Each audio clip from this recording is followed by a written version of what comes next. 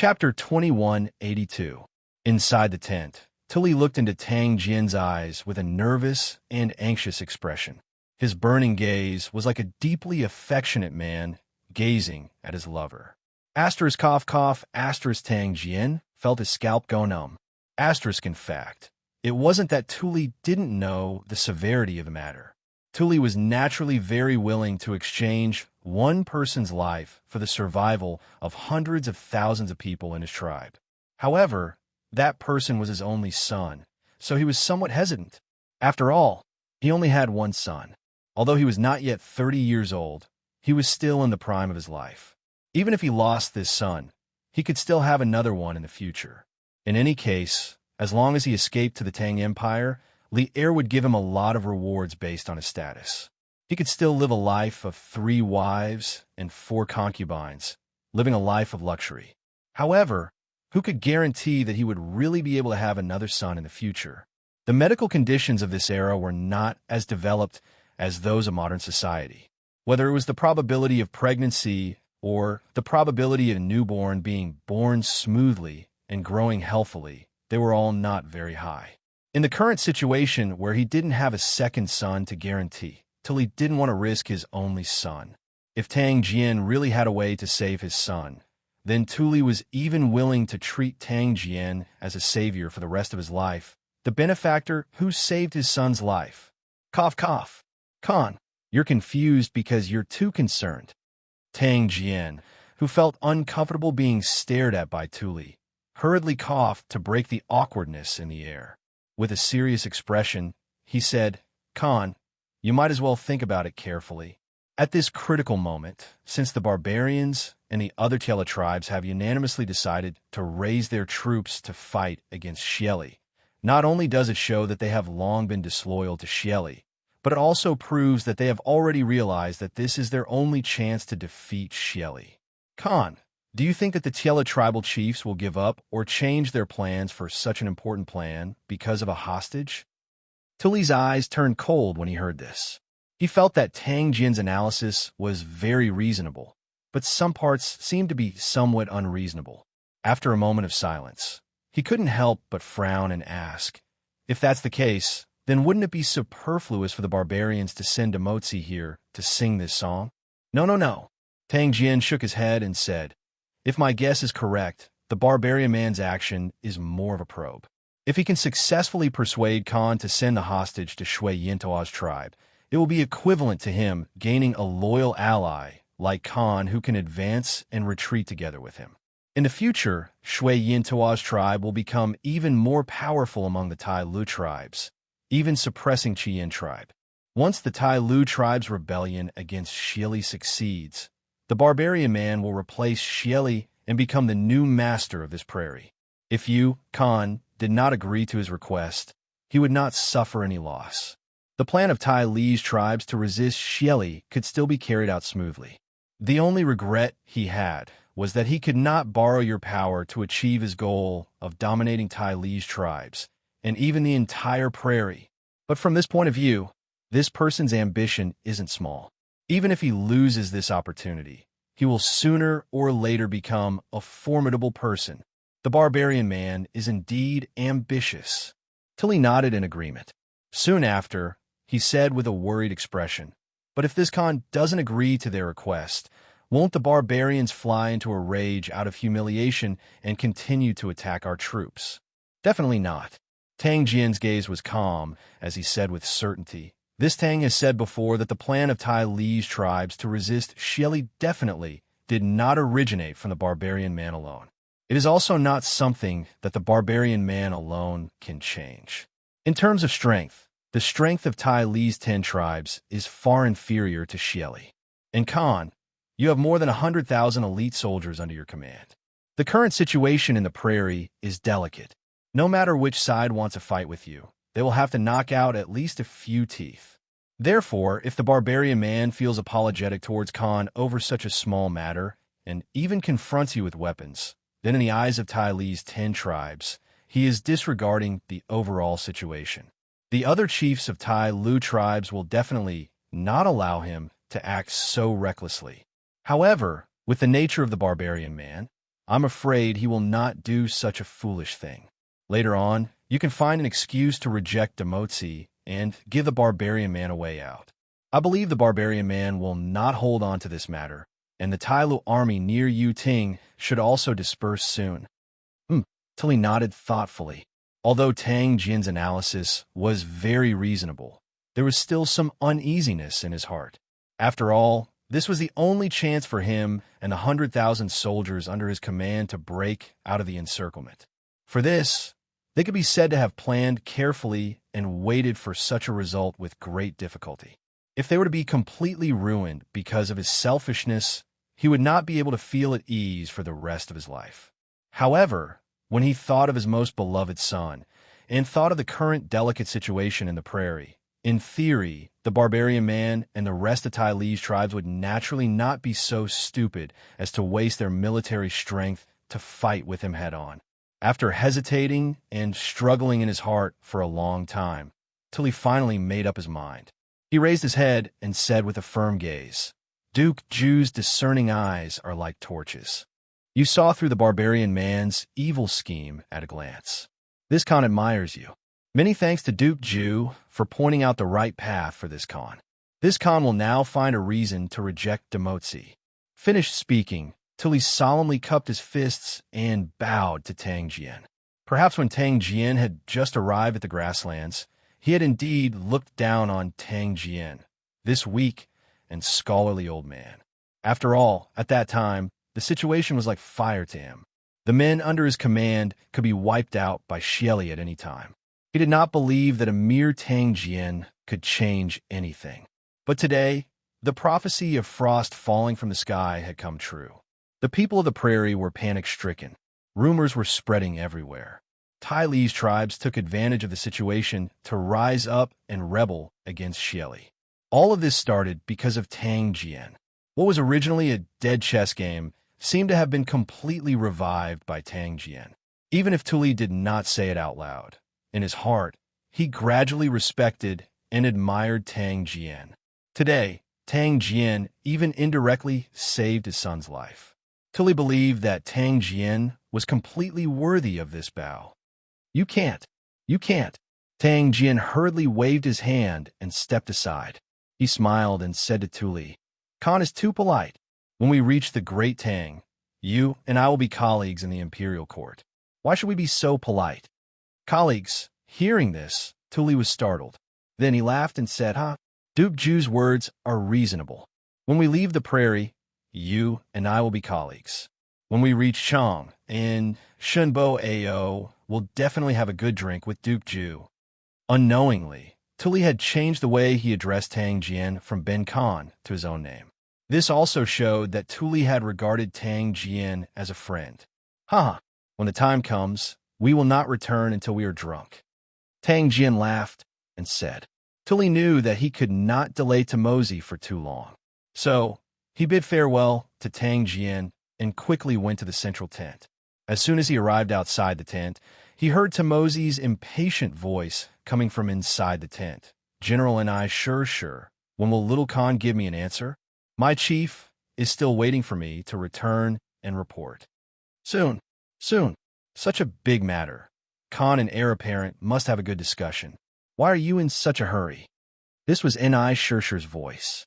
He was also a little impatient, because before till he came back, he had already said similar words countless times. Ni Shirta was a hot-tempered person who would explode at the slightest provocation. If it were anyone else who urged him like this, he would have slapped them long ago. However, the person in front of him was Demotsi, the nephew of the barbarian man. If he beat him up, the old barbarian man would definitely not let the matter rest.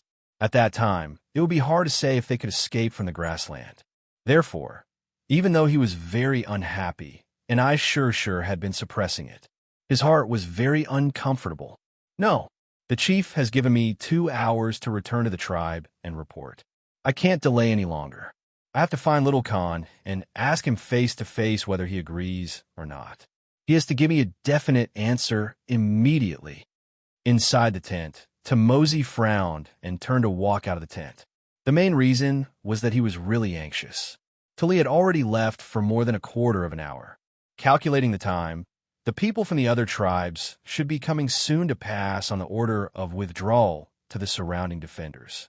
At that time, he would be exposed. Even if he was exposed, Tuli and the others wouldn't dare to do anything to him. However, if this matter spread out, the other chiefs of the Tiela tribe would definitely know about the barbarian man's plan. At that time, they would really go for wool and come home shorn. And I sure frowned and moved his feet slightly. In a flash, he stood in front of Tamosi and said in a deep voice, "General Tamosi, this is an important military camp. Not every soldier knows you. If you walk around casually, it won't be good if someone treats you as someone from another tribe and catches you. Therefore, you'd better stay in the tent and wait for Khan to come back." Before Tuli left, he told him to take good care of Tamosi. Although an I sure didn't know who Tuli went to look for after leaving the tent, he could still understand the hidden meaning in Tuli's words. Tuli was determined not to let Tamosi leave the tent, at least not before Tuli came back. General Anai sure. What do you mean by this? Seeing that Anai sure had the intention to stop him, Tamosi narrowed his eyes and exuded a dangerous aura. In terms of prestige on the grasslands, although he was not as famous as Anai sure, when it came to fighting, he was not at all weak. Besides, he came here as a representative of the barbarian man. Naturally, there was nothing to be afraid of. General Tamosi, please don't be angry. General Anai sure doesn't have any bad intentions.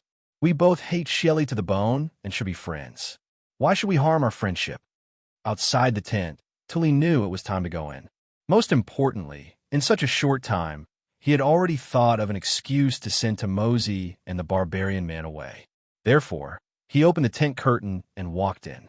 He chuckled at Tamosi, who was about to fight with Anai sure. Khan, seeing Tuli come in, Anai sure was shocked. He no longer cared about Tamosi beside him and quickly turned around to salute with cupped fists. Tamosi also hurried to greet him and said, "Little Khan, you're finally back. What's the result of your discussion with Heluo?" Tamosi needs to return to the tribe as soon as possible to report. Please give me an answer now. Cough. Tuli coughed softly and said with a serious face, "General Tamosi, unfortunately, Heluo has recently contracted a strange disease. His body is sometimes cold and sometimes hot. At first, this Khan thought he had caught a cold, but many shaman doctors in the tribe couldn't cure him. Just now, this Khan went to Heluo's tent to check again. Coincidentally, the tribe's old shaman doctor, Zhuoma, diagnosed him. Zhuoma said that Heluo has contracted a cold and fever." Chapter 2183. Khan, if the barbarian gets wind of this news, will he fly into a rage out of humiliation and lead his troops to attack us? In Tuli's tent, and I, Shurta asked Tuli worriedly after Demotsi had left for a long time. He naturally knew that what Tuli had said to Demotsi about Hiluaha getting cold and fever was a lie. When he saw Hiluaha yesterday, he was still alive and kicking. How could he suddenly get cold and fever? Clearly, Tuli didn't want to hand his son over to Shui Yintao's tribe. From a personal point of view, and I, Shurta, naturally didn't want to hand over Hiluaha either. Even if the Tiela tribes withdrew, he would feel ashamed. However, compared to the lives of the hundreds of thousands of soldiers under his command, and I, Shurta, felt that there was nothing wrong with leaving him behind. However, these were only his personal thoughts. Now that Tuli had made a decision, he would support him unconditionally. However, he still couldn't help but worry that the barbarian man would retaliate after he got wind of this news. The situation in the grasslands is delicate now. Since the Tiela tribes dared to unite to resist Shelly, it means that more and more tribes on the grasslands are dissatisfied with Shelly and are willing to stand up. At this time, even if the barbarian man is unwilling, he won't dare to waste his troops here. Otherwise, how can he resist Shelly? Although he wasn't sure, Tuli still replied with certainty. He had to give his subordinates confidence. Khan is wise. And I Shurta frowned and thought for a while. He felt that the barbarian man's words were reasonable, so he leaned over and flattered him. Tuli's expression didn't change. He pondered for a moment and ordered, "General and I Shurta," immediately passed down the order. Tell all the generals to count their men and horses, pack up, and be ready to set out at any time. In addition, send a group of people out to pay attention to the movements of the troops around Yuting. Once the troops in one direction retreat, we will immediately break out from that direction and leave the grasslands. And Aishur was shocked when he heard this. They had been trapped here for nearly half a month. They had experienced life and death situations and even ran out of food and water. Now that they were about to break out, and Aishur couldn't help but feel somewhat enlightened. All these changes were brought about by that Tang. This subordinate obeys. And Aishur immediately cupped his fists and accepted the order. He then turned and walked out of the tent. Duke, forgive me for speaking out of turn. We are about to complete our mission and leave the grassland to return to Chang'an. Why do you still want to create more problems? That barbarian man is not a good person. If Tuli refuses him like this, what if he changes his mind and joins the other Tiela tribes to encircle and annihilate us? I'm afraid we won't be able to go back for the rest of our lives. On the other side, in Tang Jian's tent, Yu Minghu's face turned bitter when he heard about the discussion between Tang Jian and Tuli. If it weren't for the fact that Tang Jian's status was higher than his, Yu Minghu would have smashed his fist on Tang Jian's face already. Who asked you to meddle in other people's business? Who asked you to meddle in other people's business? It's obvious that Tiela's troops are planning to withdraw. It's obvious that our mission in the prairie is about to be completed, yet you insist on instigating Tuli to play with that barbarian man. Is that barbarian man someone to be trifled with? What if the other party changed his mind in a fit of anger and joined forces with the rest of the Tiela tribe to attack Tuli's tribe? Wouldn't they all be finished? Minghu, calm down. Don't be impatient. Seeing that Yu Minghu was really anxious, Tang Jian quickly put away his smile and said with a serious face, "After this incident, we can see that this barbarian man is indeed someone. But you don't have to worry. Since the Tiela tribes have decided to join forces to resist Xieli, the barbarian man won't choose to waste his troops to encircle and annihilate Tuli at this time. Besides, as far as this old man knows, the most powerful tribe among the Tiela tribes should be the Qian tribe. Even if the barbarian man loses his head in a fit of anger and wants to do something foolish, the chief of the Qian tribe won't let him do as he pleases. But what if? What if the barbarian man doesn't play by the rules and attacks Tuli with all his might in a fit of anger?" Yu Minghu didn't bite at all. Mainly, he felt that Tang Jian's action was completely superfluous. Since the barbarian man wanted Tuli to hand over Hiluye as a hostage, why not just let Tuli hand him over? What did it have to do with them? As long as the barbarian man kept his word and promised to withdraw the troops, this deal was very worthwhile. Tang Jian didn't need to interfere and instigate Tuli to reject the barbarian man. Wasn't this adding more variables to their escape from the grasslands? At this time, Yu Minghu's emotions were somewhat out of control. With reddened eyes, he said, "I still have a 60-year-old father and mother at home. I was thinking that after this mission is completed, I can earn some military merits. I was planning to return to Chang and marry a wife to make them happy. If we can have a boy or a girl, our Yu family will have descendants and they won't have to worry about me all the time. But you did this. If the Tiela tribes really changed their minds because of this, none of us can go back." Not everyone had a heart as big as Tang Jian's. For example, Yu Minghu and the other imperial guards who escorted Tang Jian to the grasslands, although they were all elites in the army, they were isolated and helpless after coming to the vast grasslands with Tang Jian. Every day, they went through life and death trials and were constantly on tenterhooks. If they were not mentally strong, they would have already broken down long ago. They were able to hold on until now because of the belief in their hearts, the belief to go home. And now, Tang Jian's seemingly superfluous decision might very well ruin their hard-won opportunity to go home. How could Yu Minghu not feel heartache? Seeing Yu Minghu reveal his true feelings, Tang Jian couldn't help but fall silent. Yu Minghu was born in the Imperial Guards. Before this, they actually didn't have any interactions. However, along the way, They had crossed mountains and rivers, experienced all kinds of difficulties and dangers, and even faced death several times. The relationship between Tang Jian and Yu Minghu and the others had gradually lost the boundary of superiority and inferiority. They were more like friends.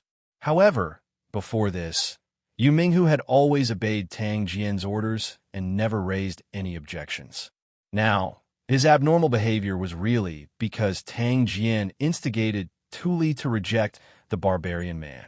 This move was too risky. Moreover, it was risking everyone's lives. If Tang Jian had taken such a risk when they first came to the grassland, Yu Minghu wouldn't have said anything, because at that time, their situation was very bad and they could only fight to survive. But now, they were clearly about to welcome the dawn of victory, but Tang Jian still wanted to create new problems. Yu Minghu couldn't understand this. Minghu, this old man's move is indeed a little risky, and I have neglected your feelings. This old man deeply apologizes. After a long silence, Tang Jian patted Yu Minghu's shoulder heavily and sighed. But then he changed the topic and said, "But even if I had to do it again, this old man would still make the same choice. It's not that this old man is superfluous and creating new problems. This barbarian man is very ambitious. If he really leaves Tuli's son in Shui Yintua's tribe and suddenly submits to the imperial court, wouldn't it be equivalent to the barbarian man inserting a chess piece in our Tang Empire? I believe that His Majesty also doesn't want to see this situation. It's true that our Tang Empire wants to attack the grassland, but when and how to attack, only the Tang Empire has the final say. The Tang Empire can't become the barbarian man's knife to eliminate Xieli. Otherwise, even if Xieli falls, the barbarian man will become the next Xieli. For our Tang Empire, there will be no end of trouble." Tang Jian was truly far-sighted. Not only was he Li Er's subject, but he was also Li Er's close friend. Otherwise, he wouldn't have taken on this dangerous mission. As a close friend, he naturally had to clear all obstacles and hidden dangers for Li Er, so he couldn't let the barbarian man take He Luoha hostage to threaten Tuli. This was because Tuli would soon become a citizen of the Tang Empire. If the barbarian man used He Luoha to threaten Tuli, it would be the same as threatening the Tang Empire. This was a situation that Tang Jian absolutely didn't want to see. If not for Yu Minghu's loss of composure, Tang Jian definitely wouldn't have said these words out loud. Yu Minghu couldn't help but tremble when he heard this. Although he didn't completely understand what Tang Jian said, he still roughly understood the meaning.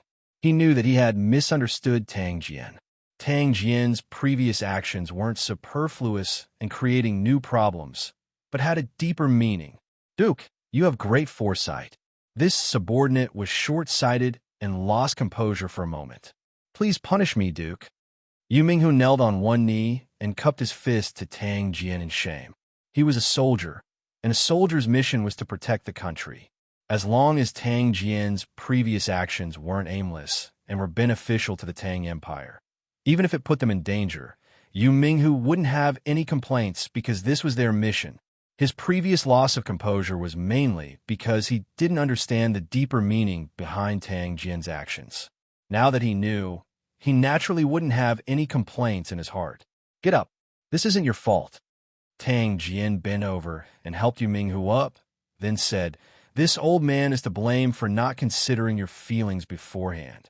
However, if this old man isn't wrong, even if the barbarian man knows that his plan didn't succeed, the Tiela troops near Tuli will withdraw very soon. Pass down the order and let our men prepare. Before the sky turns dark today, we should be able to leave the grassland." Seeing Tang Jian so confident, Yu Minghu couldn't help but feel relieved. He cupped his fist and said, "Yes, Duke, this subordinate will pass down the order now. Those bastards have been in the grassland for so long and have been waiting for this day for a long time." After saying that, Yu Minghu turned around and left the tent. In fact, the changes in the situation were much faster than Tang Jian had expected. Not long after Demoji left Tuli, about a quarter of an hour, a small group of cavalry came from the north. The leader was a man with a strong back and a bearded face. It was Kiji Heli's younger brother, Kiji Shaman. This small group of cavalry came down from the west side of Tule and quickly arrived at a garrison camp in the south. Second leader is here. Although Kiji Shaman wasn't very well liked by Kiji Heli, at least not as well as Guzong Jiming, but among the soldiers of Kiji tribe, Kiji Shaman's prestige was still very high. This guy was straightforward and didn't put on airs. Moreover, he was often at the forefront of battles. Such a general would naturally be supported by the soldiers. Therefore, when Kiji Shaman arrived, the soldiers in the camp who had nothing to do all gathered around and greeted him warmly. Nay, Kiji Shaman reined in his horse and skillfully dismounted. He first looked around and then asked a soldier in front of him, "Where is your General Goer?" Kiji Goer was the general of Kiji tribe and one of the most capable generals under Kiji Heli. Second leader, General Goer went to patrol the front lines. According to the time, you should be back soon. Do you want to rest in the tent for a while?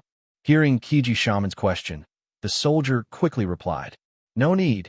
Bring me to him." Kiji Shaman shook his head and prepared to get back on his horse. At this moment, the sound of horse hooves came from the north of the camp. Then a soldier in the camp shouted, "General Goer is back." Kiji Shaman was stunned when he heard this. Then he grinned and laughed. Looks like I came at the right time. Then he strode towards the group of people. Second leader, why are you here? Chibi Guer was a tall and skinny middle-aged man with a thick beard. When he saw Chibi Sham men approaching, he hurriedly went forward and bowed respectfully. Goer, we brothers don't need to be so polite. Kiji Shaman laughed and put a hand on Kiji Goer's shoulder. Then he said, "Goer, I'm here to pass on my big brother's orders." Kiji Goer was stunned. He motioned for the soldiers on his left and right to withdraw. Then he quickly asked, "What orders does the chief have?" Kiji Shaman said, "My big brother orders you to immediately gather all the men here and withdraw to the tribe. No delay." "What? Withdraw all the men? But if the great Khan knows?" Hearing this, Chitagu was greatly shocked. He knew that a few days ago, Shelley had given the tribal chiefs of Tiela a death order. If they withdrew their troops, how could Shelley spare Chitagu tribe? Kiji Shaman smiled mysteriously and whispered to Kiji Goer, "Big brother wants you to withdraw the men to get rid of Shelley. Don't worry, the other tribes have already agreed that they will withdraw their troops today. While Shelley hasn't reacted yet, we have to withdraw all the men." What? Kiji Goer's eyes widened when he heard this. His heart could not help but tremble violently. At this moment, he only had one thought in his mind. The sky has changed. The sky of the grassland is about to change. All right, this subordinate will gather the soldiers and withdraw to the tribe. After being shocked for a while, Kiji Goer finally came back to his senses. He took a deep breath and cupped his fists at Kiji Shaman, fighting against the powerful Shelley. Although the outcome was hard to predict, but since this was Kiji Heli's decision, he could only support it. Moreover, all the herders and soldiers of the Tiela tribes did not have a good impression of Shelley. Now that he could fight Shelley openly, not only did Kiji Goer not have the slightest fear, he even had a trace of excitement. Chapter 2184. Quick! Everyone must rush back to the tribe before noon.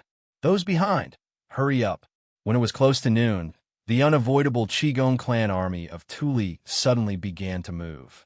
A large number of people circled to the west side of Tule Kingdom. Then under the lead of Qigong Shaman and Qigong Gu, the army rushed north, stirring up dust and grass along the way. When the army reached the foot of Mount Udeti, which was more than 10 miles away from the west side of the Tule tribe, a large group of cavalry suddenly appeared in front of them, and the cavalry was rushing in their direction. Seeing this scene, Kiger hurriedly reined in his warhorse, and at the same time raised his hand towards the rear troops, indicating for them to stop. Kiger Shaman frowned, and said with a displeased expression, "Could it be Shelley's men?" This question was naturally directed at Xianxia. The two of them were standing in a row. Xianxia looked into the distance for a while. When the cavalry was only 1 mile away from them, his expression suddenly changed, and he said with a serious expression, "Not good. It's Shi Er's army." He went to inspect the Hushi tribe earlier. I didn't expect him to come back so soon.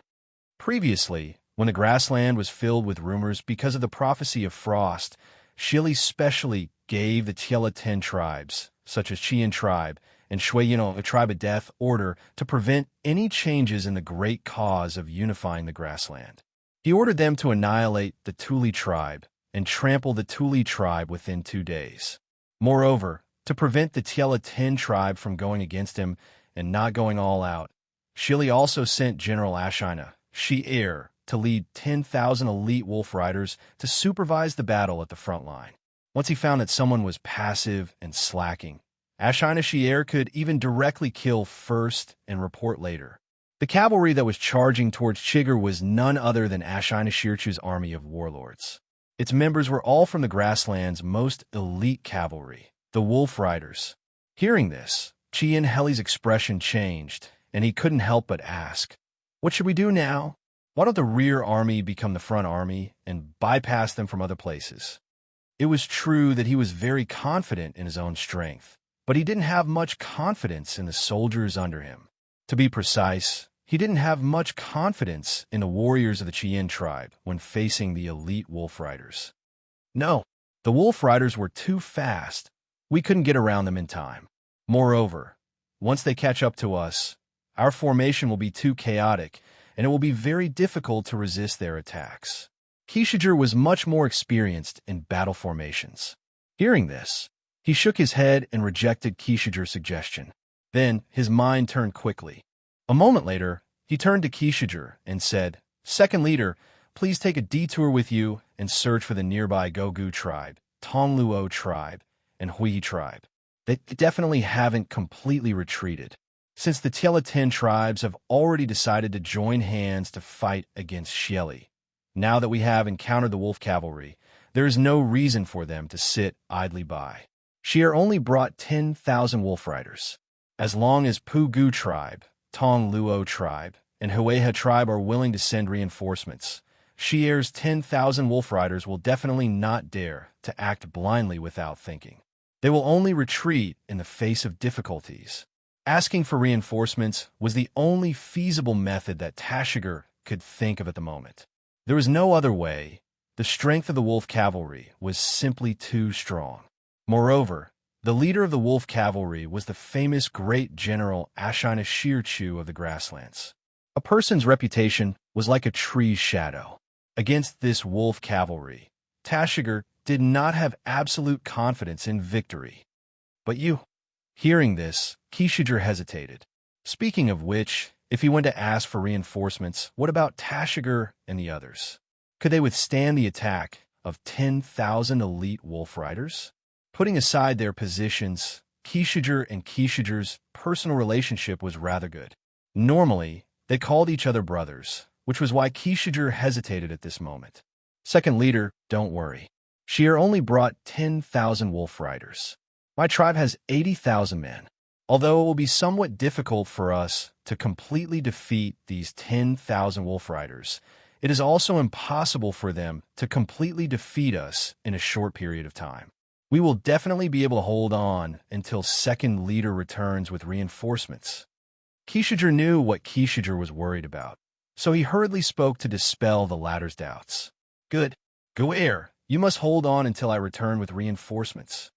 Kishiger knew that time was of the essence, so he did not waste any more words. He stepped forward and patted Guer's shoulder heavily, then turned around without hesitation. He picked a small group of men and horses, and then rushed madly towards the rear of the army. Show, General Guer. Not long after Qigong Shaman left with his men, Ashina, Shi-Er, and his wolf riders arrived in front of Qigong Guer. Seeing the dense horde of cavalry behind Guer, Ashina, Shi-Er frowned and asked, "What are you doing here instead of clearing out the rebels in the south of Tuli?" As he spoke, Ashina Shirchu stared into Katandra's eyes and asked word by word, "Could it be that you want to disobey the Great Khan's orders and rebel?" Kishiger looked at Ashina Shi-Er, then calmly cupped his fists and replied, "Shi-Er Top, she must be joking. The Kishiger tribe will always be loyal to the Great Khan. How can we rebel? Goer only returned to the Kishijur tribe after receiving the tribal chief's order to change the defense. Once we return to the Kishijur tribe, it won't be long before a new force comes to surround Tuli. Xianxia glanced at the army behind Kishijur and couldn't help but frown. It was clear that Kishijur was lying. There were at least 60 to 70,000 soldiers, and this wasn't a normal change of defense. Kishijur had very likely withdrawn all of the Kishijur tribe soldiers stationed in the south of Tuli. It seemed that the Kishijur tribe really couldn't hold back and wanted to rebel. Xianxia thought to himself, what a change of defense. General Guer has withdrawn all of the Kishijur tribe soldiers stationed in the south of Tuli. Are you not worried that the remnants of Tuli will take this opportunity to break out of your southern defense line and flee to the Great Tang? Xianxia coldly snorted and said. At the same time, his right hand was already on the hilt of the scimitar at his waist. The aura of a martial arts expert instantly rose. Xianxia understood in his heart that the Qian tribe was most likely already preparing to rebel, and as Shili's right-hand general, he naturally had to nip these rebel forces in the bud at the very beginning. He wanted to make sure that the main force of the Kishijur tribe was left behind. Even if the opponent's numbers were several times his own, Xianxia was not afraid at all. This was because the army under his command was the elite wolf cavalry that Xieli had carefully cultivated, and each one of them could fight against 10. This is a matter of my Kishijur tribe. There's no need for you to say anything. If Tuli really does take this opportunity to escape, my tribal chief will think of a way to give the Great Khan an explanation. Seeing Xianxia's expression suddenly change and his hand on the hilt of his scimitar, Kishijur knew that today's matter could not be settled peacefully, so he no longer spoke kindly to Xianxia. No need. Taking you all down is the best explanation the Kishijur tribe can give to the Great Khan. Xianxia coldly snorted and suddenly shouted to the soldiers behind him, Listen to my order. Kishijur has disregarded the Great Khan's military order and hastily withdrew his army. Take him down. Kill. The 10,000 wolf cavalry behind Xianxia suddenly burst into a battle cry. Their cries were like thunder, and their momentum was like a rainbow. Facing an enemy that was several times their number, these wolf cavalry did not have the slightest trace of fear on their faces. This was a true elite army. On the other hand, when the Kishijur tribe's army heard the battle cry of these 10,000 wolf cavalry, many people's faces had already changed slightly. It was not that they were cowards, but the wolf cavalry's reputation in the grasslands was really too great. These years, the wolf cavalry under Xieli's command on the grasslands, and even in the Central Plains, had established illustrious military exploits, and no army dared to compete with them. How dare you? Xier, are you trying to stir up a dispute between the Kishijur tribe and the Great Khan? Listen to my order. Take Xier down. Kishijur knew that this battle was unavoidable, so he shouted to the soldiers behind him. He was not afraid of fighting with the wolf cavalry. Just like what he said to Kishijur Gate earlier, it was very difficult for him and the 80,000 warriors of the Kishijur tribe to defeat Xianxier's 10,000 elite wolf cavalry. But it was also not easy for Xianxier's 10,000 elite wolf cavalry to defeat them. At least, it was almost impossible in a short period of time. What he needed to do was to stall for time and wait for the reinforcements called by Kishijur Gate. Kill. The two sides soon clashed. The moment the two armies came into contact, the wolf cavalry exploded with a terrifying impact and lethality. They actually tore a hole in the middle of the Kishijur tribe's army. Xianxia wanted to tear the 80,000 Kishijur tribe's army in half, and then divide and destroy them. But after all, the Kishijur tribe had the absolute advantage in terms of numbers. After the initial panic, the Kishijur tribe's soldiers became braver and braver as they fought. Soon, the gap was filled, and the battle gradually entered a stalemate. Reporting, on the other side, in Tuli's Yuting, a sergeant quickly ran into the main tent. He bowed to Tuli inside the tent and reporting to Khan, The Chiga tribe's garrison troops to the south of Yiting have suddenly retreated to the west. What? Because he had refused the barbarian man's hostage request, Tuli's heart was in a mess. When he heard the barbarian man's words, his eyes widened. Immediately, his face was filled with deep, pleasant surprise. With a woe, he stood up and quickly walked over to the sergeant. He asked, "Are you saying that the Chilean tribe's army in the south has withdrawn?" The soldier probably did not expect Tuli to be so excited. He could not help but take a step back and said, "Yes, Great Khan, the Kishijur tribe has retreated to the west." Chapter 2185. The atmosphere of the troops heading south was very relaxed, especially when they saw that the camp of the Chien tribe south of Yiting was indeed empty. Everyone cheered because the dark cloud of death that had been hanging over their heads for half a month had finally dissipated. Therefore, some people were so excited that tears streamed down their cheeks, while others couldn't help but hum. It was very lively. Tuli rode in front of everyone. Seeing this scene, he didn't speak harshly because he knew that his subordinates had been suppressed for too long. Reporting, right at this moment, a sergeant riding a fast horse rushed out from the right rear of the troops. He arrived in front of Tuli, dismounted from his horse, cupped his fists, and reported. Reporting to Khan, the troops of Chien tribe have encountered Xianxia's wolf cavalry near Mount Wuda. Both sides are currently engaged in battle. It is difficult to determine the outcome of the battle. This sergeant was a scout that Tuli had sent out earlier. Although he knew that the Chien tribe's troops had retreated, Tuli didn't let down his guard. After all, not only were their troops brave and good at fighting, but they also had some old, weak, and injured soldiers. Their marching speed wouldn't be too fast. If they were to unfortunately run into Xieli's troops on their way south, then they really wouldn't be able to escape.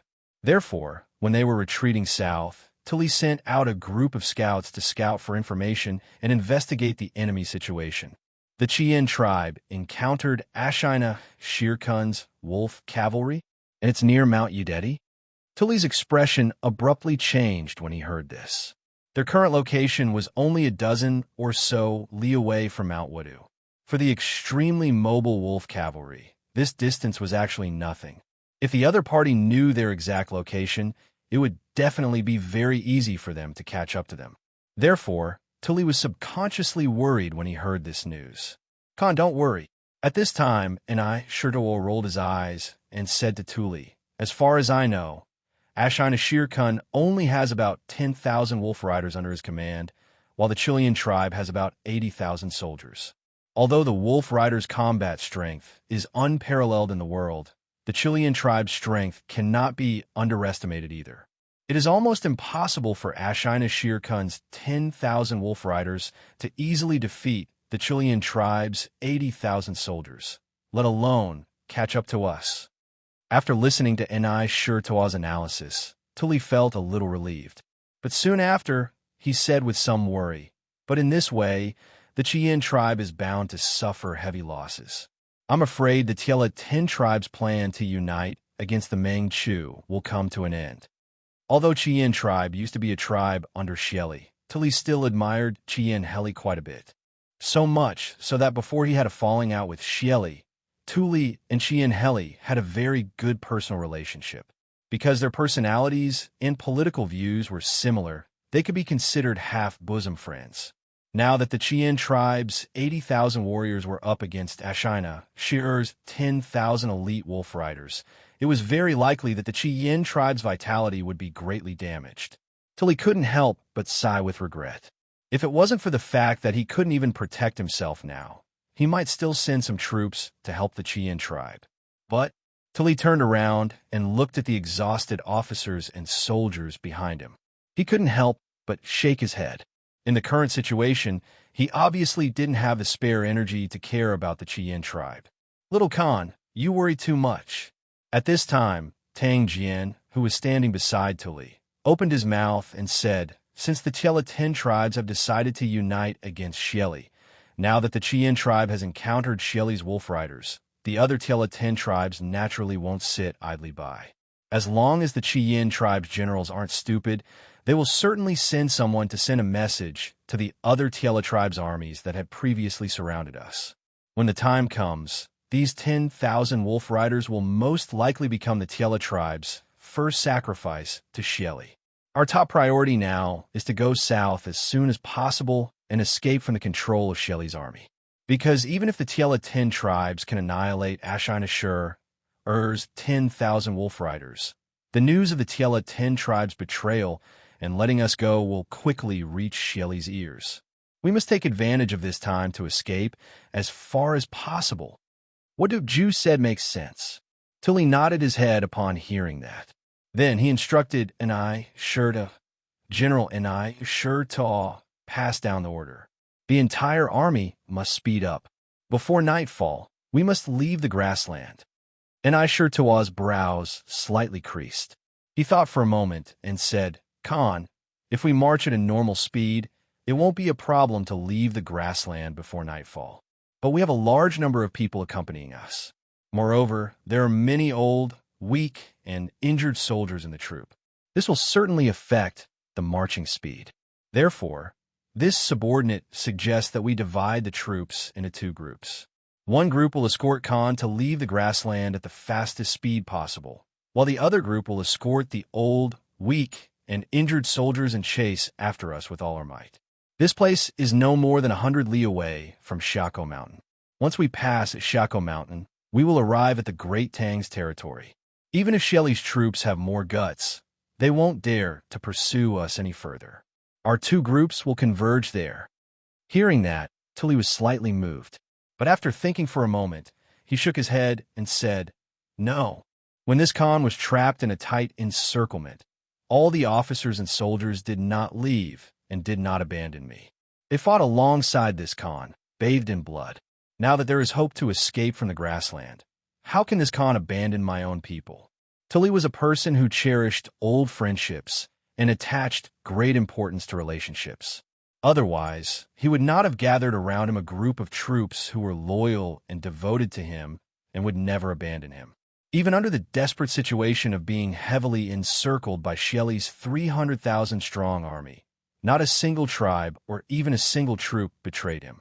This point had a lot to do with the way Tuli usually treated people and handled affairs. Of course, a large part of the reason was that most of the tribes loyal to Tuli were the old subordinates of the previous generation Turkic Khan, Shibi Khan. As Shibi Khan's son, Tuli himself had quite a bit of Shibi Khan style. Therefore, he was able to gather a group of loyal and devoted subordinates around him. Although Shurda's proposal was very tempting to Tuli, he knew that if he really took his people and left just like that, the remaining old, weak, and injured soldiers would certainly have some ideas. His subordinates would also have some criticism toward him. He must refuse, at least on the surface. Sure enough, as soon as Tuli's voice fell, the eyes of the officers and soldiers behind him, especially those who were wounded and lying on the handcarts, instantly turned red. One after another, they opened their mouths and said, Khan, please leave first. We will meet up with you later. Khan, please leave first. We are willing to cover the rear for Khan. Khan, please leave first. Don't worry about us. We'll definitely meet up with you. The subordinates behind Tuli were all moved by Tuli's words. Regardless of whether Tuli's words were sincere or not, it was rare and commendable for Tuli to say such words at such a crucial time. Khan, actually, General Shurda's words are not without reason. Right at this moment, Tang Jian opened his mouth because he knew that if he didn't speak, it would be difficult for Tuli to step down. With a serious expression, he said, Moreover, if we split up and hurry on our way, it doesn't mean that we will abandon the old, weak, and injured soldiers in the tribe. With so many of us traveling together, we will be too big of a target. If we split up into several groups, we will have a higher chance of successfully escaping the prairie. In addition, if Khan leads a group of elites to escape the prairie as quickly as possible, we can also ask for help from the Great Tang's border army. Then, we can lead the border army to the periphery of the prairie to meet up with the remaining tribes. In this way, isn't it killing two birds with one stone? Right now, time is of the essence. Khan, please make a decision as soon as possible. Actually, it wasn't important to Tang Jian whether or not he could bring all of Tuli's tribes out of the prairie. This was because he had already achieved his goal of sneaking into the prairie. The prairie was in chaos. The Chela 10 tribes had begun to unite with other tribes to resist Shelley. Tully was also about to be rescued by him and brought back to the Great Tang. As for whether or not the old, weak, and injured soldiers in Tully's tribe could escape the prairie, it was no longer important. Right now, what was more important to him was to bring Tully back to the Great Tang. Khan, Duke Ju is right. If we split up, it will be more advantageous for us to break out. Right now, time is of the essence. Please make a decision as soon as possible. And I sure Tuaw glanced at Tang Jin gratefully and hurriedly echoed. Speaking of which, ever since he met Tang Jian, this was the first time he found Tang Jian pleasing to the eye. Khan, please leave first. We will catch up with you later. This subordinate is willing to stay behind to escort the old, weak, and injured soldiers of the tribe. Khan, please feel free to leave first. Several of the generals behind Tully began to persuade him. Very well. Since that's the case, General and I Shurdaw, select a group of light cavalry and follow this Khan to Shako Mountain. Then, ask the Great Tang Border Army to come and receive our troops. Tully had a helpless look on his face. After pondering for a moment, he could only nod and agree. Then he said to the generals behind him, "You must escort the remaining troops out of the prairie safely." After this, Khan sees the Great Tang Border Army. He will come with them to receive you. This subordinate obeys. Khan, please be careful on the way. The generals naturally cupped their fists and accepted the order. Not long after, this massive group quickly split into two groups. One group of 10,000 light cavalry abandoned all of their heavy equipment and rations, breaking away from the main group. They began to gallop as fast as they could across the vast and boundless plains, heading for the border of the grasslands to the south. As for the original main group, the remaining people were divided into 10 small groups under the arrangement of several generals. These 10 small groups were divided into 10 different routes. Although the direction of their advance was roughly south, they did not take the same route. The 10 groups quickly separated and gradually lost sight of each other. In this way, even if Shelley's men caught up with one of their groups, the remaining 9 groups would have a great chance of survival. This was to share the risk. At the foot of Yadagi Mountain, Ashina Shi'er's 10,000 wolf cavalry and the 80,000 troops of the Chien tribe were fighting in a chaotic battle. Both sides fought with their lives on the line whenever they saw each other. In just a short while, both sides had already lost a lot of men. Of course, compared to the wolf cavalry, the Chien tribe had more casualties. Just the first few charges of the wolf cavalry had already caused the Chien tribe to have several thousand casualties. Both sides fought fiercely until now. The casualties of the Chien tribe had already increased to more than 20,000 people. On the other hand, Ashina Shi'er's side had at most 2,000 casualties. It was almost a 1-to-10 casualty ratio. The terrifying battle strength of the wolf cavalry could be seen at a glance. On the Chien tribe side, there were even signs of defeat. When some of the soldiers encountered the wolf cavalry, they had already lost their will to fight. They only cared about running for their lives and did not even think about taking up their weapons to resist. Seeing this scene, Ashina Shi'er's mouth could not help but curl into a cold smile. He thought to himself that although the Chien tribe had many men, they were just a bunch of mobs. The difference between them and his wolf cavalry was too great. Xianxia was secretly anxious at this moment, because he knew that once his men showed signs of defeat, the casualty ratio of both sides would very likely not be 1-to-10, but 1-to-20, or even 1-to-30. This was the reason why a defeated army was like a landslide. All soldiers listen to my order. Only advance, no retreat. Follow me and kill our way out. Our reinforcements will be here soon. Xianxia knew that he could not continue like this. He had to raise the morale of his men. Otherwise, the 80,000 soldiers of the Chien tribe would very likely all die here. Thus, he leaped up and chopped down a wolf cavalry general. Then, he flipped himself back onto his horse and shouted to the surrounding Chien soldiers. Sure enough, when they heard Xianxia say that reinforcements would be here soon, the morale of the Chien soldiers instantly rose. Furthermore, when they saw the valiant Qinggu taking the lead and chopping down several wolf cavalry, the soldiers all roared and once again charged towards the wolf cavalry. Reinforcements. Ashina, Xi'er frowned when he heard this. This place was still tens of miles away from the headquarters of the Qian tribe. Not to mention whether the Qian tribe knew about this. Even if they did, the reinforcements they sent would not be able to arrive so quickly.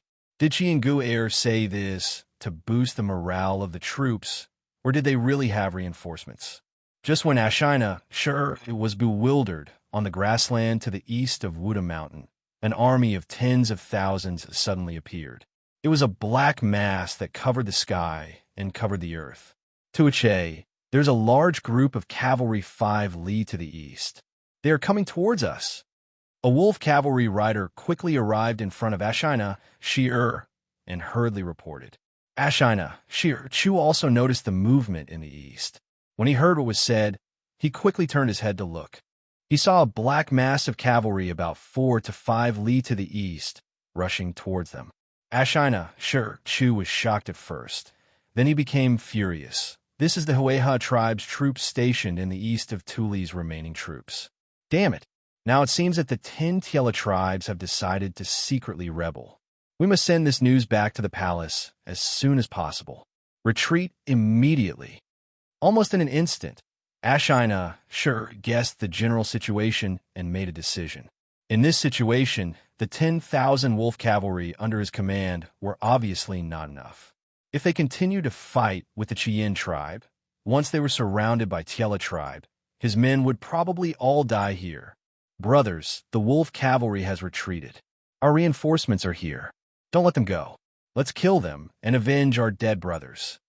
Seeing that Ashina, Xi'er's wolf cavalry was retreating and that reinforcements were coming from the east, Qinggu decided to beat them while they were down.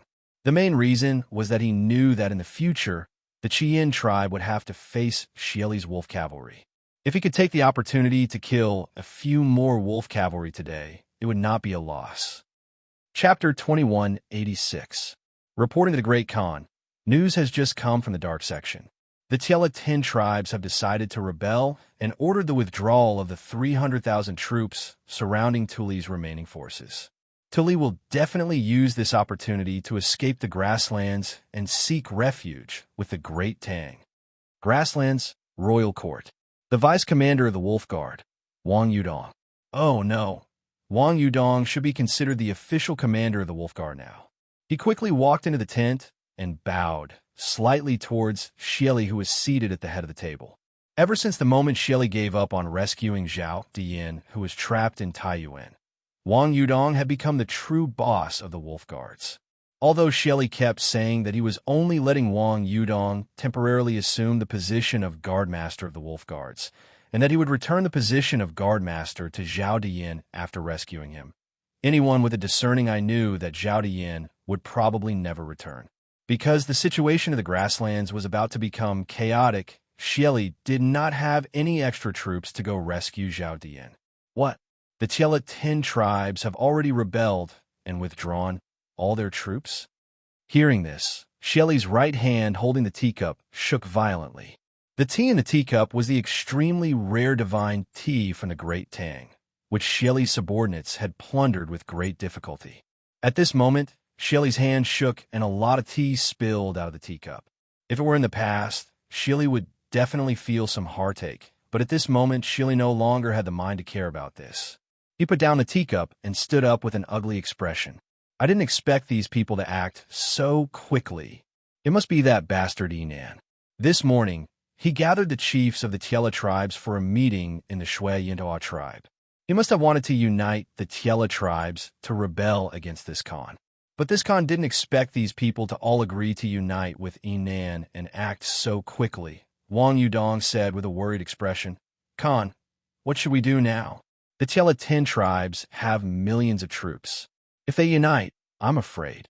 At this point, Wang Yudong tactfully did not continue, but the meaning he wanted to express could be understood by anyone.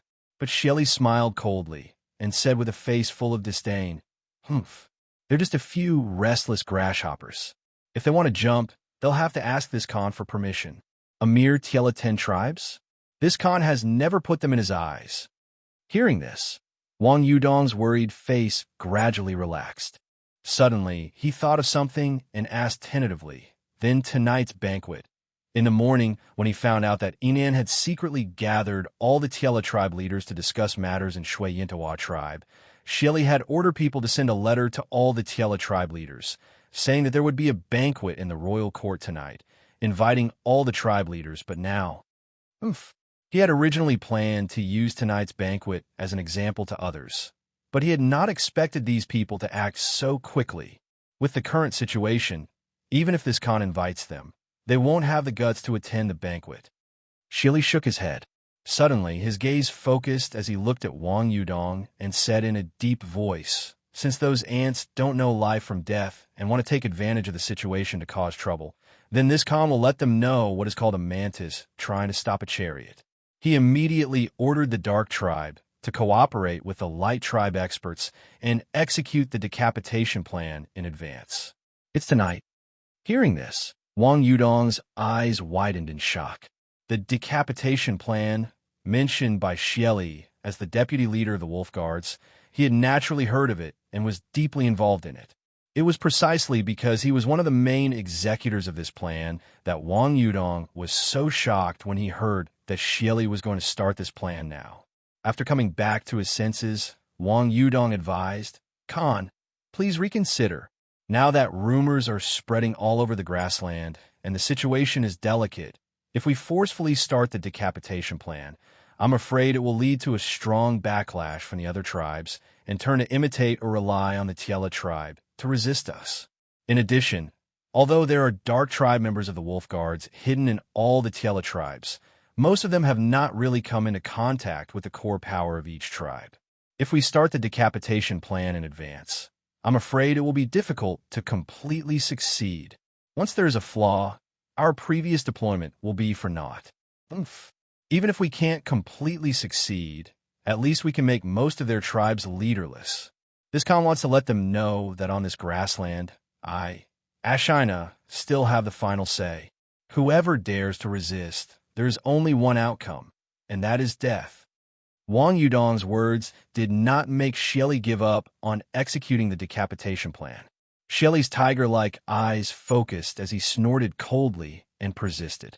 Wang Yudong was silent upon hearing this. Seeing this, Xieli slowed down and continued, "The 10 tribes of the Tiela tribe have millions of soldiers. If we allow them to unite, it will bring a lot of trouble to this Khan. Although this Khan does not fear them in a head-on battle, to eliminate this group of ants, this Khan will inevitably consume a portion of the power in my hands. This Khan's true goal is to enter the Central Plains and not just this grassland before our eyes. Therefore, there is no difficulty in quelling this rebellion. What's difficult is that we need to eliminate this group of ants at the smallest cost. Taking advantage of the fact that they have yet to unite, we will kill a few of their leaders and let a few of their tribes fall into chaos first. Then, this Khan will gather the elite forces and swiftly annihilate these few tribes with a thunderous momentum. As for the remaining tribes, it will be much easier to deal with them." Wang Yudong's heart trembled. He did not expect that even in this kind of situation, Xieli would still want to attack the Central Plains. Moreover, facing the rebellion of the 10 tribes of the Tiela tribe before them, Xieli clearly planned to use a swift and decisive method to quell the rebellion. This required a lot of courage, but at the same time, this was also the most suitable method to break the current situation. Thinking of this, Wang Yudong bowed and cupped his hands, saying, "Khan is wise. This subordinate will arrange it right away. Tonight, the Wolf Guards will execute the decapitation plan in the 10 tribes of the Tiela tribe." Go. Xieli nodded and said, "Once the decapitation plan succeeds, this Khan's army will attack the various tribes of the Tiela tribe overnight. This Khan has always had high hopes for the Wolf Guards. Don't let this Khan down." The Wolf Guards had not been established for a long time in the Turks, but the speed of their rise and development was extremely fast. Back then, with Xieli's full support, Zhao Diyin established the Wolf Guards and recruited a large number of martial arts experts and personnel who were good at collecting intelligence. Not only did they quickly help Xieli eliminate the voices of opposition on the grassland, they even infiltrated the dark operations of the Wolf Guards into various factions. This included not only the various tribes of the grassland, but also the Great Tang. Some of these dark operations members could only be peripheral members of certain factions, but some had already completely infiltrated the enemy's inner circle, even becoming the core members of the opposing faction. Of course, the reason why the Wolf Guards could develop so quickly, apart from Zhao Dian's own outstanding ability, was also inseparable from Xieli's full support. Rest assured, Khan, the Wolf Guards will definitely not disappoint Khan's high hopes. Wang Yudong's expression turned cold as he cupped his hands very solemnly towards Xieli. Seeing that Xieli had no other orders, Wang Yudong turned and left. Although the success of the decapitation plan seemed difficult, the Wolf Guards had been planning for a long time, and the various Tiela tribes were completely unprepared for it. Thus, overall, the chances of the success of the decapitation plan were very high. Wang Yudong was somewhat confident, but in order to be absolutely safe, he still had to make some preparations before the plan could begin. Fortunately, there was still a long time until nightfall. Come, have General Silly come over. After Wang Yudong left, within the tent, Xieli instructed the guard outside in a deep voice. Yes, the guard obeyed and left. Why hasn't Sandgate returned yet? Did he run into some accident on the way? At the same time, in the main tent of the Qiguan tribe, Qiguan Heli was anxiously pacing back and forth with his hands behind his back. After a few moments, he stood still and muttered with a frown. Inside the tent, apart from Qiguan Heli, there was another person, and that was the #1 strategist under his command, Guzong Jiming. Hearing this, Guzong Jiming pondered for a moment and said, "The matter of the 10 Tiela tribes joining forces to resist Xieli is extremely confidential. At present, there should be no possibility of the news leaking out." The various tribes acted quickly according to the plan. Logically speaking, Xieli shouldn't have had time to react. No, there's another variable. Speaking up to here, Guzong Jiming seemed to have thought of something, and his expression suddenly changed. Qiguan Heli's heart also thumped. He looked at Guzong Jiming and couldn't help but ask in a low voice, "What variable?" Guzong Jiming replied, "Shi-Er's wolf cavalry, the 10,000 wolf cavalry that Xieli sent to supervise the battle. If the second leader and the others encountered this troop on the way back, I'm afraid there will be a lot of trouble." Shi-Er's wolf cavalry. Qiguan Heli was stunned at first, and then his expression changed. Obviously, when he sent Qiguan Shaman to pass the order to Qiguan Ge'er, he didn't consider this layer. The main reason was that too many things had happened in the past 2 days. In addition, Ashina sure only had 10,000 wolf cavalry under his command, and there were more than 300,000 wolf cavalry surrounding the remnants of Tuli's troops. 10,000 supervising troops were 300,000, so much so that Qiguan Heli had almost forgotten about this troop. Now that he heard Guzong Jiming mention it, his heart sank. Ge'er has 80,000 elites of my Qiguan tribe under his command. If they encounter Shi-Er's 10,000 wolf cavalry, they will be able to protect themselves. However, if the two sides really fight to the death regardless of the cost, I'm afraid my tribe will suffer heavy losses. Jiming, Qiguan Heli was about to let Guzong Jiming lead a group of people to rescue Qiguan Shaman and Qiguan Ge'er. At this moment, a soldier outside the tent shouted, "Reporting to the chief, the scouts at the front have reported that General Ge'er's troops have encountered Shi-Er's 10,000 elite wolf cavalry at the foot of Mount Yudeti. Both sides are fighting fiercely." What? Qiguan Heli's expression changed greatly. Previously, those were only their guesses. However, now that their guesses were true, the 80,000 elites of Qiguan tribe were already fighting with Ashina, Shi-Er's 10,000 wolf cavalry. If he were to send an army to rescue them now, it would probably be too late. After all, Qiguan tribe was almost 100 li away from Mount Yudeti. Scout again, report again. After weighing the pros and cons in his mind for a moment, Qiguan Heli ordered the messenger soldier outside the tent. At this moment, it was obviously too late to send an army to rescue them. The only thing he could do was to wait for news. Yes, The messenger soldier accepted the order and left. In the tent, Qiguan Heli's face was gloomy and he was at his wit's end. Guzong Jiming thought for a moment and comforted him. Chief, you don't have to be too worried. Although Gu-Er's tribe encountered the wolf cavalry, the number of wolf cavalry under Shi-Er's command is no more than 10,000. Our tribe has 80,000 elites.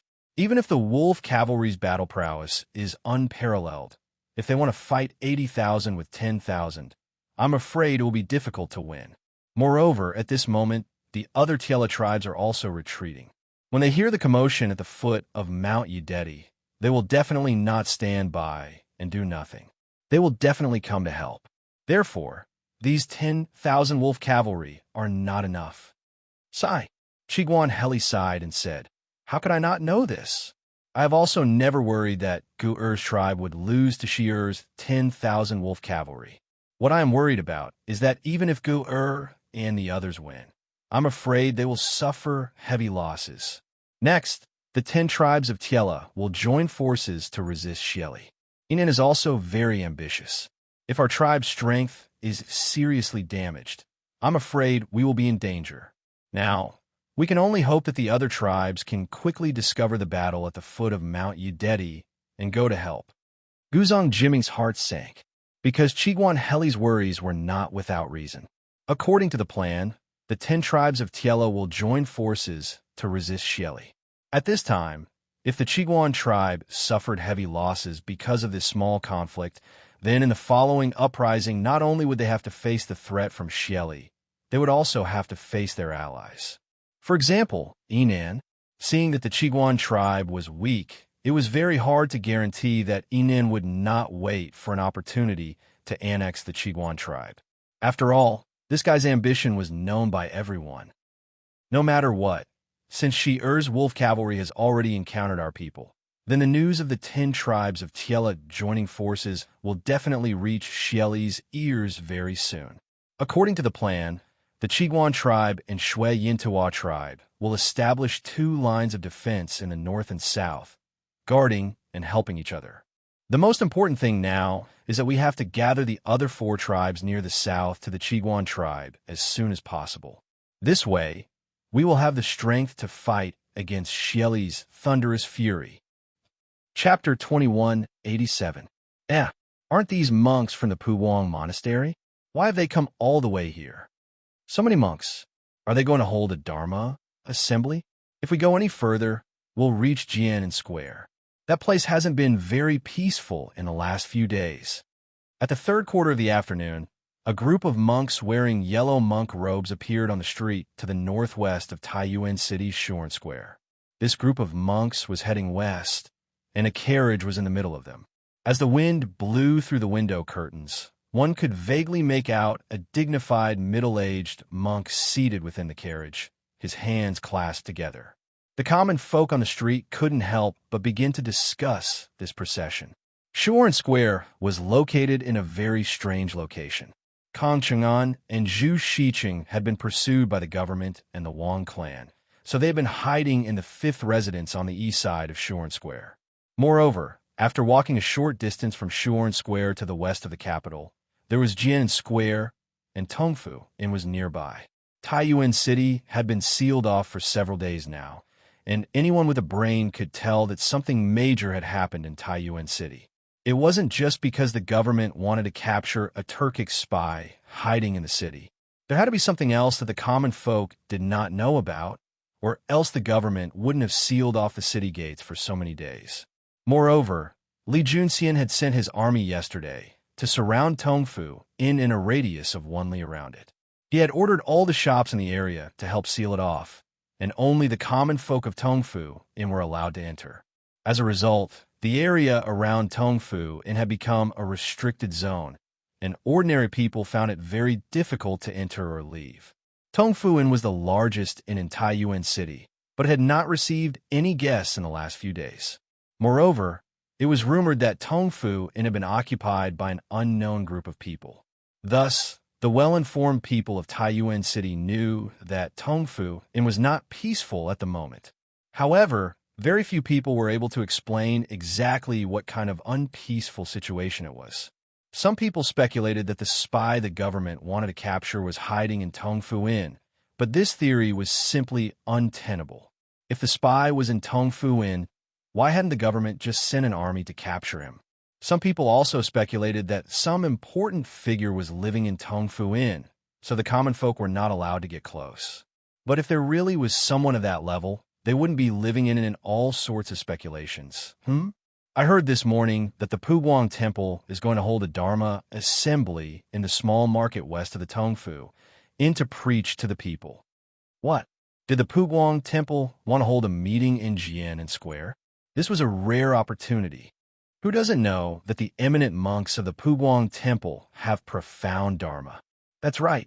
The Puguang Temple rarely holds spiritual gatherings, so we can't miss it this time. The Puguang Temple was built during the Jian period of the Han Dynasty. It had a long history and was the most famous and largest ancient temple in Taiyuan City.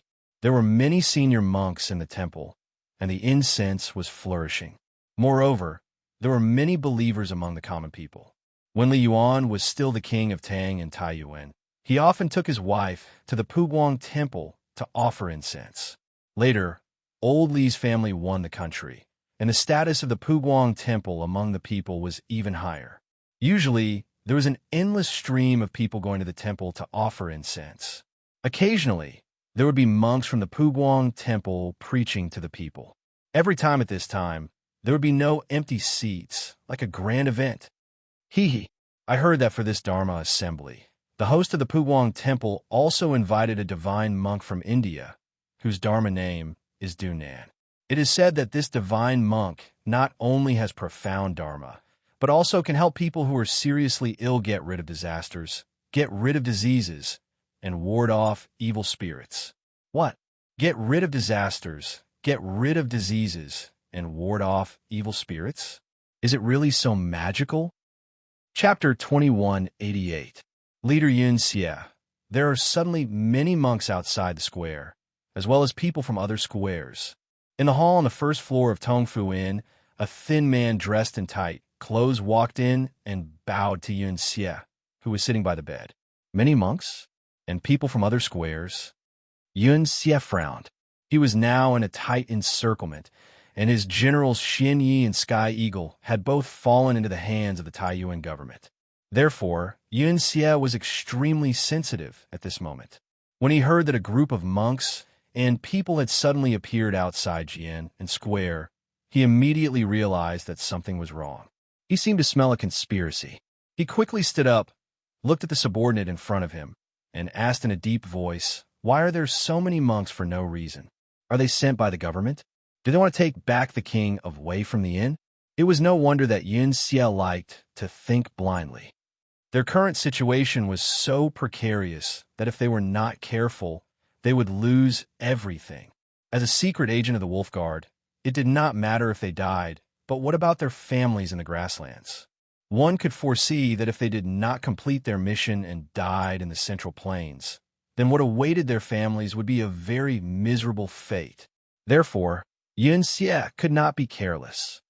"It's the monks from the Puguang Temple. I heard that there will be a Dharma assembly in the small market west of the inn in the afternoon." The people from other squares all wanted to hear the monks from the Puguang Temple preach the sutras, so they came here. The Turkic spy hurriedly replied. Obviously, he had done some work before he came back to report to Xianxia. "The Puguang Temple is going to hold a Dharma assembly here?" Xianxia muttered suspiciously. Then, he said with a sullen face, "No. Why would the Puguang Temple hold a Dharma assembly at this time? And it just so happened that they chose this place to hold the Dharma assembly? There must be a conspiracy behind this. Could it be that there are experts from the imperial court among the people who came to listen to the Dharma assembly? They want to use this opportunity to sneak into the inn and rescue the king of Wei? These officials are really despicable. Brother, I will bring people to chase away those stinky monks from the Puguang Temple now." Not far away, Twilight Flood Dragon heard this and immediately glared. He rolled up his sleeves angrily and was about to go out to fight. "Stop!" Cloud Scorpion hurriedly stopped Dusk WYRM when he heard this. Perhaps Dusk WIRM wouldn't listen to anyone else, but it was a different story if it was Cloud Scorpion. Dusk WIRM stopped moving when he heard this, and then he turned around to look at Cloud Scorpion. Cloud Scorpion frowned and said, "Get a clear understanding of the situation first. If you rush out so recklessly, you might fall into the trap of the authorities again." Most importantly, Li Tai was now in their hands. As long as they held tightly onto this trump card, no matter what the government was up to, they would be invincible. Cloud Scorpion added inwardly. Therefore, although Cloud Scorpion felt that the monks of the Puwang Temple had come here to hold a Dharma conference, he did not panic because they still had a trump card, a very powerful trump card. Yesterday, the government sent troops to surround all the residential areas near Tongfu in and strictly limited the access of the people. Now that so many people have suddenly come in, there must be a problem. Let me ask you, are there any officials among the people who enter the workshop? Tell me in detail about the situation at the gate. Cloud Scorpion glanced at Dusk WIRM and asked the Turkic spy who reported the news. Chief Cloud Scorpion, among the people who entered the workshop, there were no officials or people from the Bing province barracks. However, before those people entered the workshop, they had to register at the gate. After registration, the guards at the gate would let them in. Chapter 2189. Adjunctly, may I know why you called us here today? In the tent of the Black Armored Army, Li Zixuan sat at the head of the table. On his left and right sat Zhang Shige, the lieutenant of the A camp, Gao Gong, the lieutenant of the C camp, Luda, the lieutenant of the D camp, and the lieutenant of the E camp, Sun Jiping. Zhang Shige took the initiative to ask after seeing that almost everyone had arrived. He was the most senior here. The others might be afraid of Li Zixuan's power and favor, but he wasn't. Therefore, he could only ask. Li Zixuan smiled and said, "Brother Zhang, Gao Gong, Jiping, Luda, I called you here today because I need your cooperation on two things. As the saying goes, no discord, no concord. After yesterday's army fighting competition, as the biggest dark horse, the Wu Battalion won against all the other battalions.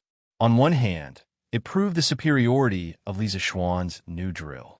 On the other hand, Li Zixuan's relationship with the captains of the 4 battalions had become closer. Therefore, he didn't address the 4 of them by their positions. He wanted to get closer to them. After all, he was an adjunct of the Black Armored Army. If he wanted to work normally in the Black Armored Army in the future, he couldn't do without their cooperation. Of course, this was mainly for Zhang, Shige, and Luda. As for Sun Jiping and Gao Gong, they had already followed Li Zixuan's lead. What is it? As long as it's within our power, we will definitely cooperate with Adjunct Li. Zhang Shigui's eyes flashed. After a moment of silence, he smiled and said. His mind became active as he tried to guess what Li Zixuan was talking about that they needed to cooperate with him. Could it be that it was about the competition between the E camp and the B camp in 2 days? But that was a matter between the B camp and the E camp. What could the A camp and D camp do to help? Shaking his head, Zhang Shige quickly denied this conjecture. That's right. As long as it's within our power, we will definitely cooperate with Adjunct Li. Luda also clasped his fist and said. Even Zhang Shige had expressed his support for Li Zixuan. He didn't need to get on Li Zixuan's bad side. He didn't have a deep hatred for Li Zixuan like Qiu Xingong. On the contrary, he had a good relationship with Li Zixuan. In yesterday's combat competition, the D camp even do a favor to the E camp. Sun Jiping and Gao Gong also nodded. Although they didn't speak, it was a statement. The 2 of them were hardcore supporters of Li Zixuan. This was also the reason why Li Zixuan didn't invite the captains of the B camp. After all, the B camp was still under Qiu Xingong's control. If they were called over, they would definitely oppose any of Li Zixuan's suggestions unconditionally. It would simply be adding to the chaos. Seeing this, Li Zixuan said, "The first thing is that I want to select a group of literate soldiers from each camp. After training, each camp will have a night class for 3 hours between the hour of Su to quarter of Haoshi. The main content of the night class will be for these literate soldiers to teach the other soldiers how to read. Teach the soldiers how to read." Hearing this, Zhang Shige frowned and couldn't help but say, Adjunctly, don't blame me for being straightforward. Most of the soldiers in the army only know how to wield spears and swords. Teaching them to read is harder than killing them. Besides, the main purpose of being a soldier is to fight, not to take the imperial examinations. Why do they need to be literate? Chapter 2190. Special Combat Team? May I ask how many people there are in this Special Combat Team? What is its purpose? Who will be in charge of it after that? Inside the tent, Xianxia asked in a deep voice after hearing Li Zishuan say that he was going to transfer the elites from each battalion to form a Special Combat Team. What he asked were the most important and crucial questions. According to Li Zishuan, the members of this Special Combat Team must be the strongest in each battalion. Although all 5 battalions of the Black Armored Army belonged to the Black Armored Army and were loyal to the imperial court and the emperor, and Xianxia never had the thought of having soldiers for himself. As a general, no one would be willing to see their elite soldiers being poached to other places. This was different from when Li Zishuan had transferred the literate soldiers from the various camps to teach all the soldiers how to read. This had already touched upon the core interests of the generals of the various camps. Even if Xianxia had a good impression of Li Zishuan, he wouldn't be so selfless as to hand over the powerful soldiers under his command. Therefore, regarding the ownership of the Special Combat Team, Xianxia had to ask Li Zishuan in advance. Gao Gong pursed his lips and didn't say anything. He was only the deputy general of the 3rd Battalion, and the current lieutenant of the 3rd Battalion was Li Zishuan. No matter who the Special Combat Team belonged to, he had no right to object. He only needed to listen to Li Zishuan's orders. As for Sun Jiping, although he was Li Zishuan's loyal follower, he was still hesitant about this matter. After all, this was already related to his core interests. If Li Zishuan took away all the elite forces of the 5th Battalion, how would the 5th Battalion fight in the future? As for Lu De, although he had the same concerns as Xianxia, he didn't ask about it. He only looked at Li Zishuan silently. Brother Zhang, that's a good question. Li Zishuan chuckled. In truth, he was already prepared for Zhang Shigui's question. Or perhaps it could be said that when he had gathered Zhang Shigui and the others for this meeting, he had already predicted that they would encounter this kind of question. First of all, regarding the number of people in the Special Forces, I plan to select 30 agile and powerful soldiers from each battalion for the first batch of members. They must be the most elite and powerful soldiers in each battalion. As for whether or not the Special Forces will expand in the future, that will be another matter for the time being. Secondly, what was the role of the Special Forces?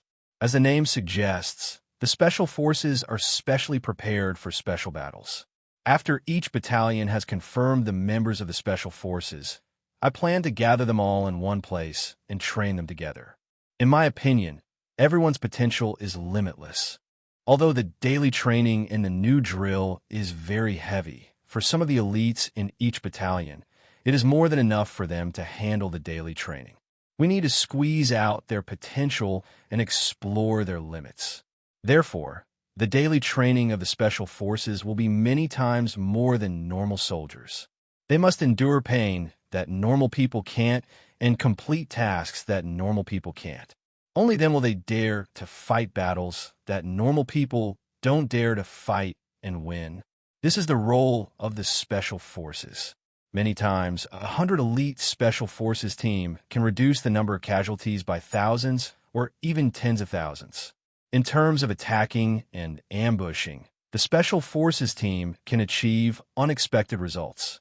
Actually, Li Zishuan had the idea of forming a Special Forces team a long time ago. However, at the start, he only wanted to select from the Wu Battalion. After all, in the entire Black Armored Army, only the Wu Battalion was willing to follow him. However, Li Zishuan's military career in the Black Armored Army was unexpectedly smooth. Currently, in the entire Black Armored Army, other than the E Battalion, the other 4 battalions didn't have any ill feelings towards him and had all accepted his new drill. Under such circumstances, if he endured pain that normal people can't endure, complete tasks that normal people can't complete, fight battles that normal people don't dare to fight. Hearing this, Xianxia couldn't help but feel his blood boil. He licked his lips and praised. Chapter 2191. You're saying that Li Zishuan gathered the generals of the A, C, D, and E battalions for a secret meeting? In a corner of the Black Armored Army drill ground, Qiu Xingong was inspecting the drill ground. Sun Tao, the lieutenant of the B battalion, hesitated for a moment before telling Qiu Xingong what he knew. Hearing this, Qiu Xingong frowned. At the same time, a sense of vigilance rose in his heart. After a moment of silence, he frowned and asked, "Do you know why Li Zishuan gathered them?" Sun Tao shook his head and said, "Li Zishuan's men are guarding outside his tent. Our men can't get close, so we have no way of knowing what they are discussing." Zhang Kongyin had been beheaded, and now Sun Tao had become Qiu Xingong's #1 general, as well as the only general. Even so, Sun Tao did not feel any joy. Instead, he felt a kind of sadness at the end of his road. Right now, he was reporting this to Qiu Xingong, but it was just a routine matter. It was not that he wanted to target Li Zishuan. The day after tomorrow is the competition between the B and E battalions. He gathered the generals of the other battalions at this time. Could it be that he wants to ask for help from the other battalions? Qiu Xingong rolled his eyes and quickly thought of a possibility. The more he thought about it, the more he felt that his guess was close to the truth. Thus, he said to Qiu Xingong, "Send more men to watch over the E battalion. If you discover any experts from the other battalions sneaking into the E battalion, report to me immediately." From Qiu Xingong's point of view, Li Zishuan's sudden abnormal action on the eve of the final battle was definitely to cheat in the competition with the B battalion. As for the method of cheating, it was very simple. It was to ask for help from the A battalion, C battalion, and D battalion. The Black Armored Army had 1,000 men in each battalion. Among these 1,000 men, it wasn't that eye-catching to have a dozen experts mixed in. However, in the competition, it was very likely that the addition of these 10 experts could change the outcome of the battle. Li Zishuan is an upright person. He wouldn't use such a despicable method, right? Furthermore, during the competition, His Majesty and the officials of the court will be sitting in the celestial lantern to observe the battle. If someone from the other battalions sneaked into the E battalion, it should be easy to find out. Why would Li Kanjun take such a big risk? Hearing Qiu Xingong's guess, Sun Tao did not take it to heart. He did not believe that Li Zishuan was such a person. Qiu Xingong was instantly enraged when he heard that. What do you know? There are so many people in each battalion. If a dozen or so people from the other battalions were to sneak in, who would notice? Li Zishuan definitely did not have the confidence to win against the 2nd battalion, so he decided to take the risk out of desperation. As long as we can get hold of his weakness, our 2nd battalion will be able to win this competition without having to fight. Follow my instructions and keep an eye on the Wu battalion for the next 2 days. After Lier's warning yesterday, Qiu Xingong indeed didn't dare to secretly cause trouble for Li Zishuan anymore. This was because if Lier were to find out, he would very likely be expelled from the royal court, or even lose his life. However, Qiu Xingong thought that if he couldn't use underhanded tactics, it didn't mean that he couldn't use overt tactics. Once he found evidence that Li Zishuan had secretly asked for external help to cheat and exposed it, Li Zishuan would no longer have a foothold in the Black Armored Army. By then, even Lier wouldn't be able to say anything. Li Zishuan could only leave the Black Armored Army with his tail between his legs. However, what he didn't know was that Li Zishuan wasn't even worried that the Wu battalion would lose to the 2nd battalion. He had even completely ignored this matter and was planning for something more long-term: the Special Forces and the Signalers. On the other hand, the soldiers of the 5th battalion didn't care about the competition the day after tomorrow. Everyone was eating and training as usual. It was as though everyone had forgotten about the competition with the 2nd battalion the day after tomorrow. Or it could be said that they didn't care about this small matter anymore. Yes, Sun Tao clenched his teeth and wanted to say something. However, in the end, he didn't say anything. He just responded and turned to leave. He knew that even if he said something, the obstinate and self-opinionated Qiu Xingong wouldn't listen to him. Since that was the case, he might as well not say anything. Actually, even though he didn't say anything, he didn't really care about Qiu Xingong's guess. As the lieutenant of the 2nd Battalion, he knew his own situation. In the past, Sun Tao was very confident that the 2nd Battalion would win against the Wu Battalion. However, now, after experiencing the martial arts competition the day before, he didn't dare to underestimate the Wu Battalion.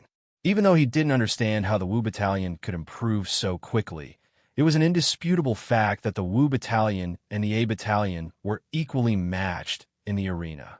This meant that the Wu Battalion now had the ability to challenge the A Battalion. As for the 2nd Battalion, even if the 2nd Battalion was at its peak, it wouldn't have the chance to win against the A Battalion. Not to mention the 2nd Battalion that had already lost all morale after the martial arts competition the day before. On one side, the morale was high and their abilities had increased tremendously. On the other side, the morale was low and their abilities didn't improve at all. When these two sides fought, it was obvious who would win and who would lose. Hence, Sun Tao didn't think that Li Zishuan would invite reinforcements from other battalions. It was completely unnecessary and superfluous. It might even be risky. However, Qiu Xingong insisted that he send people to keep an eye on the Wu Battalion. What else could he do as a tool? He could only do as he was told. Actually, Sun Tao didn't like Qiu Xingong's way of doing things. Previously, there was Zhang Kanyan, who was a bootlicker.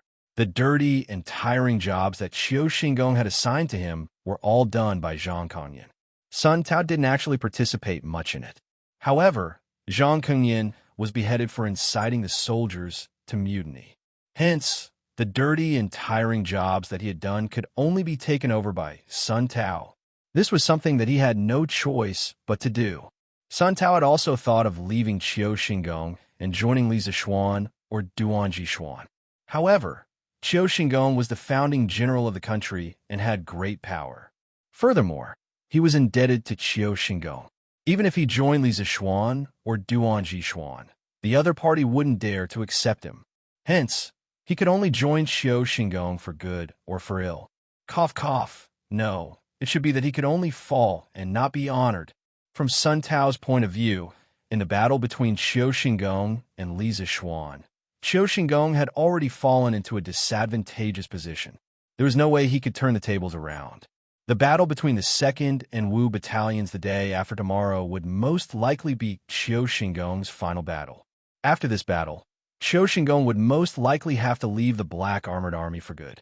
As for him, Qiu Xingong's little brother, he could only follow Qiu Xingong's battered ship and sink to the bottom of the sea.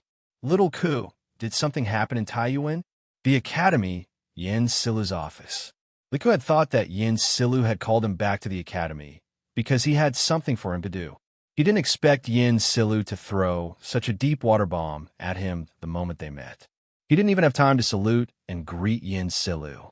Li Ku's forehead was instantly covered in a layer of cold sweat. Li Tai had been kidnapped by a Turkic spy in Taiyuan. Not many people knew about this, and certainly no one in the academy knew about it. Although the academy had a telegraph and could contact the Yin Huang college teachers and students in Taiyuan at any time, Taiyuan had never reported this matter to the academy. Every time the academy sent a telegram to ask about the situation in Taiyuan, Iron Egg would always reply to the academy with everything is fine and everything is going well. This wasn't because they didn't trust the academy, but because Iron Egg, Mo Chue, and the other teachers of the academy had considered the matter thoroughly. Some of the old teachers in the academy, such as Li Gang, Yin Silu, Mo Huai, and the others, were too old. Previously, when Wu Jie broke into Yunshan Mountain alone, Mr. Li Gang was so shocked that he almost died.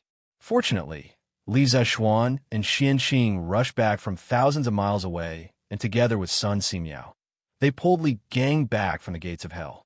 Although Li Gang was saved in the end, after this incident, the old teacher's health was much worse than before. This matter had become an eternal pain in the hearts of the teachers and students of the academy. So this time, something happened in Taiyuan. After several discussions, Iron Egg, Mo Chue, and the others finally decided not to disclose the news to the academy, even when the news was passed back to the Imperial Palace.